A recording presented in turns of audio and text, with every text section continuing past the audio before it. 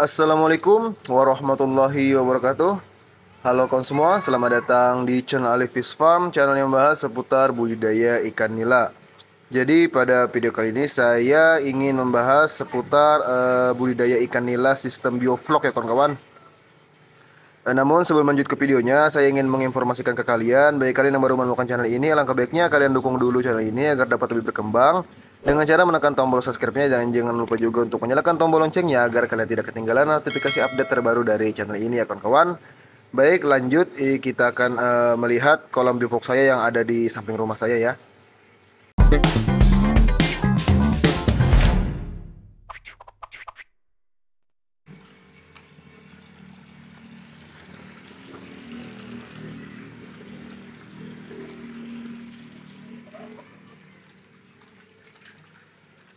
Baik kawan-kawan, ini dia ikan nila saya yang ada di samping rumah. Ini saya besarkan menggunakan sistem bioflok. Ini kita kasih pakan dulu ya untuk melihat respon pakannya. Ini saya kasih pakan yang sudah saya bibis ya kawan-kawan. Nah, jadi dia teksturnya itu lunak ya. Nah, bisa kalian lihat ya. Oke, kita ambil dulu.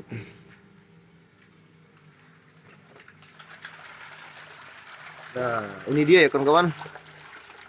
Alhamdulillah. Paling sudah makan loh. Ini sudah makan tadi pagi sekitar pukul 8 ya. Dan sekarang ini sudah pukul 10. Dan hari ini hari Jumat ya kawan-kawan. Jadi ini adalah nila bioflok saya yang mana usia vlognya sendiri sudah 9 hari ya. Ini vlognya sudah 9 hari dan sudah lumayan pekat ya. Ini bisa kalian lihat warnanya sudah coklat. Jadi ini adalah hasil pembibitan sendiri ya kawan-kawan. Ini untuk bibit yang ini saya tidak beli. Ini adalah hasil pemijahan saya sendiri yang mana kolam indukannya itu ada di ujung sana kawan-kawan ya. Dan ini adalah ikan nila saya yang hasil beli ya kawan-kawan. Nah, sudah lihat ya. Oke, lanjut yang di sini ya. Jadi kemarin ini kan saya sudah upload sebelumnya ya tentang nila saya yang di sini. Dia sempat terkena jamuran lumayan parah. Dan andai kata saya lambat untuk melakukan penanganan, mungkin saja ikan di sini sudah mengalami atau sudah terinfeksi jamuran, mungkin sudah lebih dari 50% kawan-kawan. Dan alhamdulillah sekarang itu sudah tidak ada yang jamuran ya. Semenjak saya lakukan penanganan yaitu berupa pengobatan dan pencegahan kawan-kawan ya. Untuk videonya sendiri kalian bisa lihat di channel saya ya. Itu saya beri thumbnail tentang ikan jamuran. Jadi di situ lengkap cara saya dalam menangani ikan jamuran kawan-kawan. Jadi cara yang saya gunakan di situ sama sekali sebenarnya tidak ada contekan dari pihak manapun ya. Jadi saya murni melakukan inisiatif sendiri karena menurut saya telah melakukan pengobatan menggunakan berbagai macam obat, terutama obat kimia, obat alami seperti perasan, maksudnya apa ya? Perasan atau ekstrak dari daun pepaya. Saya menggunakan juga obat kimia dari Red Blue Dog, Metalin Blue dan lain sebagainya. Itu saya rasa tidak efektif ya kawan-kawan. Entah itu cuma di kolam saya yang tidak efektif atau saya yang melakukan kesalahan dalam melakukan pengobatan menggunakan obat kimia tersebut. Namun cara yang saya lakukan di sini cenderung tidak terlalu memakai obat-obatan. Saya hanya melakukan penanganan di bagian ikan kawan-kawan. Jadi kemarin itu kan saya lakukan penyortiran menggunakan manual ya. Untuk cara lengkapnya kalian silahkan tonton di video saya ya kawan-kawan. Itu ada di channel saya. Jadi alhamdulillah dengan cara yang saya gunakan itu setelah pertama kali penyembuhan, maksudnya pertama kali saya melakukan penanganan, itu keesokan harinya langsung kontan ya kawan-kawan. Kontan ikan langsung sembuh. Dan sampai sekarang ini sudah sekitar di hari keberapa ya? Mungkin hari ke-11 atau hari ke-12 setelah ikan jamuran. Sudah sama sekali tidak ada yang jamuran kawan-kawan ya. Biasanya kalau ikan jamuran itu kelihatan ya dia mojok atau yang lain pasti juga ikut terinfeksi kawan-kawan. Otomatis dia akan tidak nafsu makan. Beda dengan di sini ya. Ikan terlihat nafsu makannya bagus kawan-kawan. Nah, padahal ini sudah makan ya. Padahal ini sudah makan dan tadi saya memberikan pakannya itu menggunakan sistem satiasi yang mana saya berikan secara sekenyangnya ya. Namun di sini dia masih lapar kawan-kawan. Bisa dilihat ya. Nah, jadi mungkin ini bisa menjadi inspirasi ya dan motivasi bagi kawan-kawan semua yang ingin berbudidaya ikan nila, mau itu sistem ras atau bioflok. Terutama di sini saya bahas sistem bioflok. Kalian jangan takut dengan kendala-kendala tersebut kawan-kawan, terutama ikan yang terkena jamuran. Ikan nila yang terkena jamuran itu sangat mudah untuk penyembuhannya kawan-kawan ya. Tanpa menggunakan obatan kimia apapun ya. Ini saya garis bawahi, tanpa menggunakan obat-obatan kimia apapun. Saya bisa melakukan pengobatan secara instan dan kontan ya. Nah, berbeda dengan nila ya. Mungkin ini maksudnya berbeda dengan nila yang apa? Ikan nila yang hasil beli ya. Mungkin yang dialami oleh pembeli itu mungkin bukan jamuran kawan-kawan. Nah, melainkan cenderung lebih ke streptococcus atau insang lebam ya.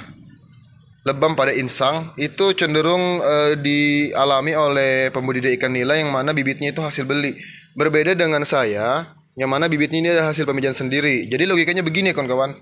Dia memijahkan di sini indukannya kan. Terus dia menetasnya juga di sini. Otomatis kan dia dari kecil sampai dia besar, dia sudah terbiasa dengan kualitas air di sini. Dari itu pH, suhu ya.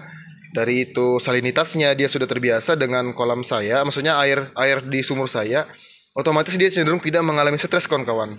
Jadi untuk jamuran itu kemarin dia hanya saja saya salah melakukan handling atau penanganan pada saat saya pemindahan ikan. Kan ini sebelumnya kan saya besarkan menggunakan sistem bioflok. Kemudian ketika itu ingin saya rombak ya, itu kan asalnya kemarin lurus ya kawan-kawan. Kemudian saya bikin sekat karena saya ingin memijahkan ikan nila saya di ujung sana. Terus ini kemarin saya pindahkan di kolam sini kawan-kawan ya.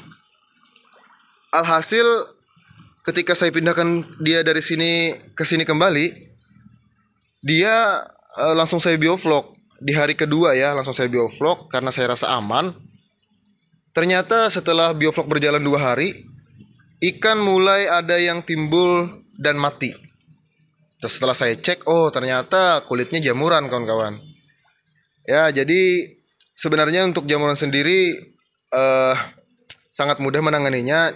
Namun alangkah baiknya kalian mencegah daripada kalian mengobati kawan-kawan.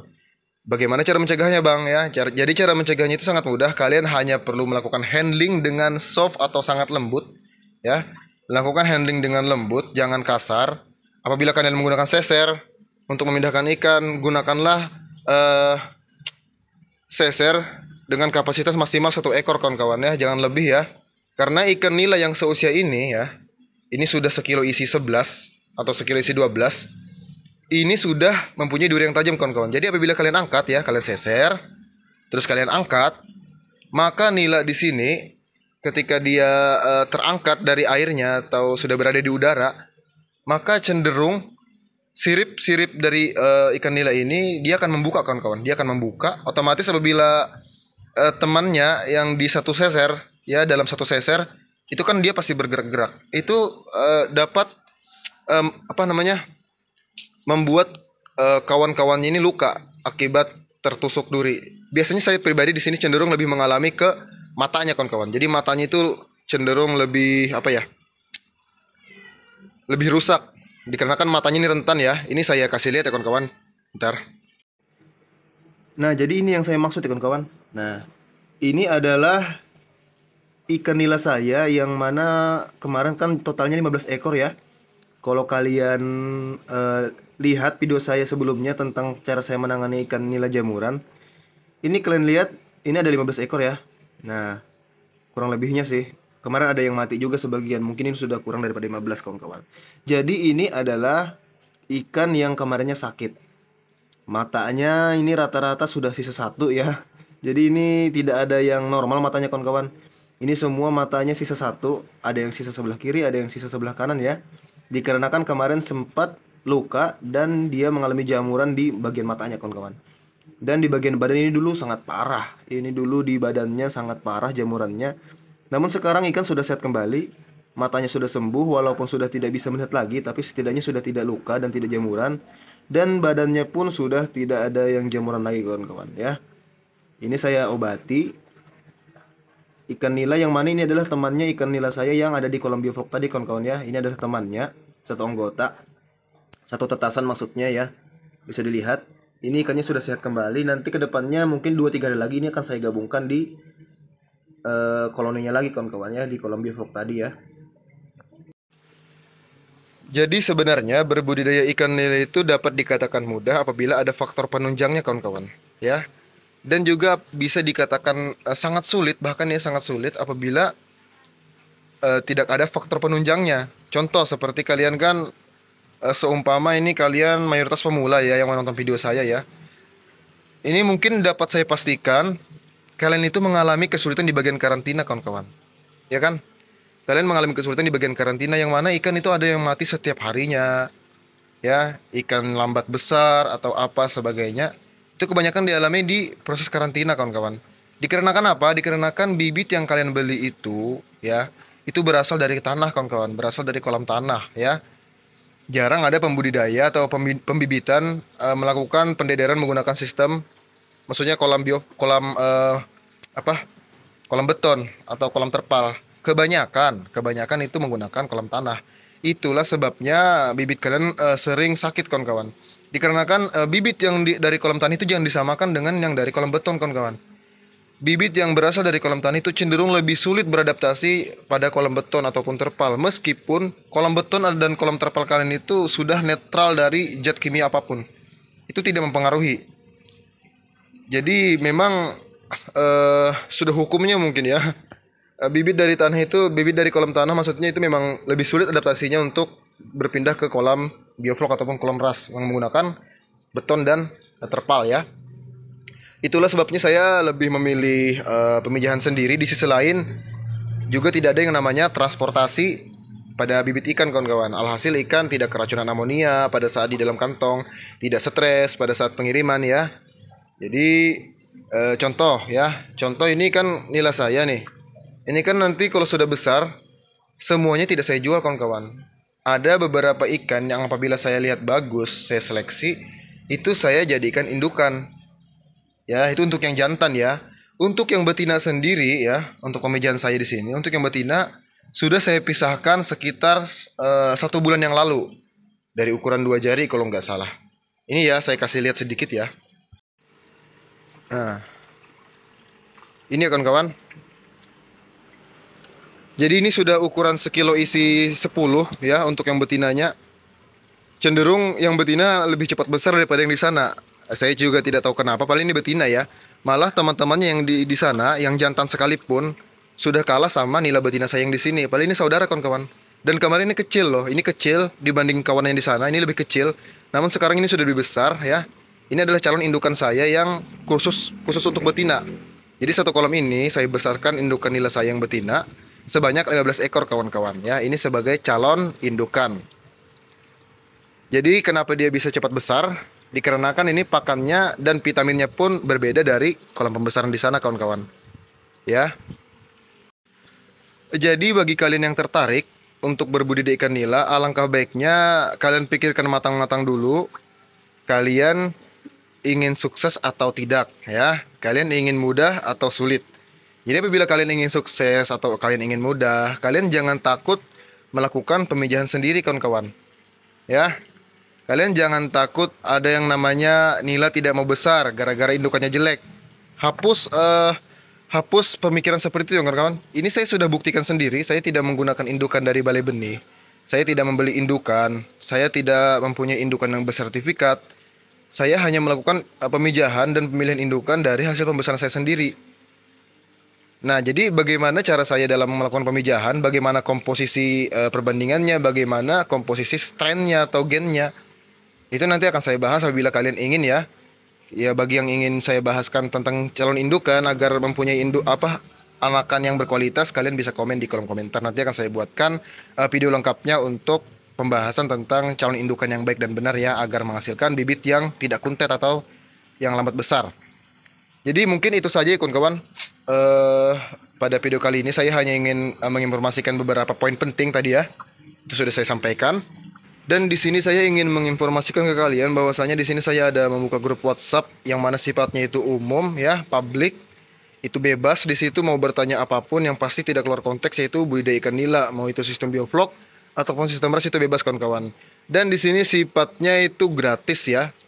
Sama sekali tidak dipungut biaya, 1 rupiah pun tidak saya pungut biaya. Saya murni hanya ingin berbagi ke kalian untuk memajukan perikanan Indonesia ini ya kawan-kawan. Baik, untuk caranya sendiri kalian sangat mudah. Kalian hanya perlu subscribe channel saya ini, kalian like, dan kalian komentar sebagus mungkin. Nanti hasil like kalian, hasil subscribe kalian itu silahkan kalian screenshot, kalian tangkap layar, kemudian kalian kirimkan ke kontak WhatsApp saya yang mana kontaknya sudah saya siapkan di deskripsi video ini ya kawan-kawan. Oke, mungkin sekian dulu video dari saya. Salah hilapnya saya mohon maaf. Saya Alif Ispam pamit undur diri dulu. Wassalamualaikum warahmatullahi wabarakatuh. See you. Bye bye.